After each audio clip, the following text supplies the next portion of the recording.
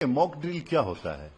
एक तैयारी होती है कि सिविक बॉडीज किस तरह काम कर रही हैं और जो फैसिलिटीज़ लोगों को मिलनी चाहिए वो मिल रही नहीं मिल रही है। और ऐसे इमरजेंसी हालात में सिविक बॉडीज़ के सारे अंग काम कर रहे हैं या नहीं कर रहे हैं। तो ये दरअसल समाज में सब लोगों को फैसिलिटीज़ मिले और समाज के सारे अंग बढ़िया से काम करे, इसके लिए मॉक ड्रिल होता रहता है, हर कंट्री में होता है। और मुझे खुशी है कि इंडिया में भी हमारे केंद्रीय सरकार ने ये कहा करने के लिए, तो इससे बहुत ज़्यादा पैनिक होने की ज़रूरत नहीं है। मॉक ड्रिल एक सिविक फैसिलिटीज़ को बढ़िया करने के लिए किया जाता रहा है। रशिया जब यूएसएसआर था उस वक्त से आज तक रशिया ने हमेशा इंडिया के इंटरेस्ट के साथ काम किया है।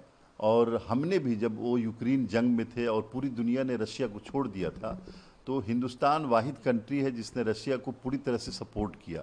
तो आज अगर रशिया हमारे साथ खड़ा है, कंट्री के साथ खड़ा है, और पूरी दुनिया का हर वो संजीदा कंट्री जो ये समझता है कि आतंकवाद समाज के लिए एक नासूर है और इसको ख़त्म होना चाहिए दुनिया से, दुनिया का कोई भी सभ्य समाज इसको पसंद नहीं करता है, तो हम लोग धन्यवाद करते हैं अपनी कंट्री की तरफ से, 140 करोड़ जनता की तरफ से, रशियन सारे लीडरशिप का। और ये उम्मीद जताते हैं कि पूरी दुनिया हमारे साथ इस वक्त खड़ी होगी।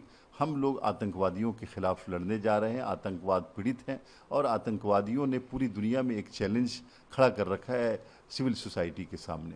ख्वाजा आसिफ साहब और मैं पूरे पाकिस्तान के एस्टेब्लिशमेंट को, आर्मी को और सरकार को हम ये बताना चाहते हैं, इंडिया की तरफ से, 140 करोड़ लोगों की तरफ से, कि हिंदुस्तान महात्मा गांधी का देश है, लेकिन हम आतंकवादियों को और आतंक के आकाओं को ख़त्म करेंगे। अगर हम ये चाहते हैं कि इस रीजन में शांति हो, अमन हो और लोग अपनी पुरअमन ज़िंदगी गुजारें, तो उसके लिए ज़रूरी है कि आतंकवादियों का खात्मा होगा।